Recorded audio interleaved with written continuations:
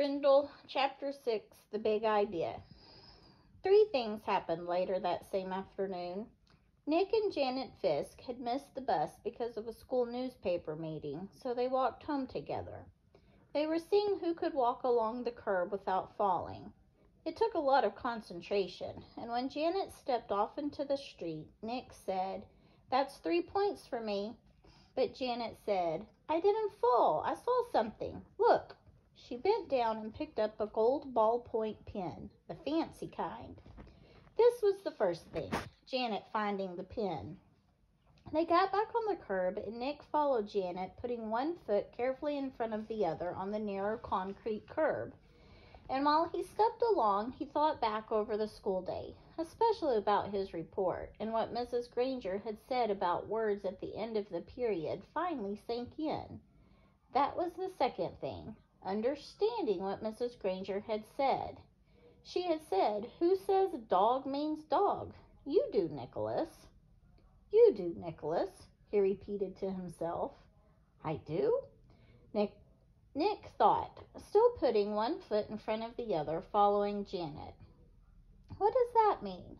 And then Nick remembered something. When he was about 2 years old, his mom had bought him one of those unbreakable cassette players and a bunch of sing-along tapes. He had loved them, and he played them over and over and over and over. He would carry the tape and the player to his mother or his big brother or father and bang them together, saying, "Gwoggle, gwoggle, gwoggle," until someone put the cassette in the machine and turned it on. And for 3 years, whenever he said "gwoggle," his family knew what he wanted to hear, those pretty sounds made with voices and instruments. Then when Nick went to preschool, he learned that if he wanted his teacher and the other kids to understand him, he had to use the word music. But "gwoggle" meant that nice sound to Nick because Nick said so. Who says "gwoggle" means music? You do, Nicholas. "No fair," yelled Janet.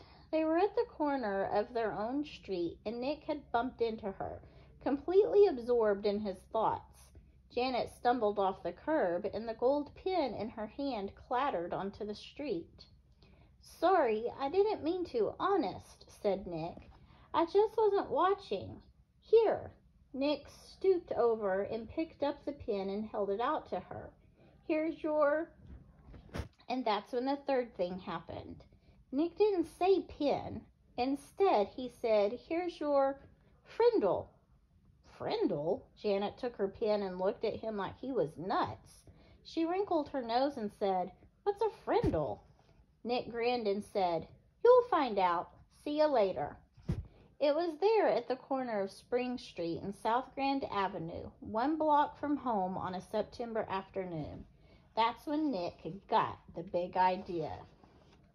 And by the time he had run down the street and up the steps and through the door and upstairs to his room, it wasn't just a big idea. It was a plan, a whole plan, just begging for Nick to put it into action. And action was Nick's middle name. The next day after school, the plan began. Nick walked into the penny pantry store and asked the lady behind the counter for a Frindle. She squinted at him. "A what?" "A Frindle, please. A black one." And Nick smiled at her. She leaned over closer and aimed one ear at him. "You want what?" "A Frindle." And this time Nick pointed at the ballpoint pens behind her on the shelf. "A black one, please." The lady handed Nick the pen. He handed her the 49 cents, said thank you, and left the store. 6 days later, Janet stood at the counter of the penny pantry. Same store, same lady. John had come in the day before, and Pete the day before that, and Chris the day before that, and Dave the day before that. Janet was the 5th kid that Nick had sent there to ask that woman for a Frindle.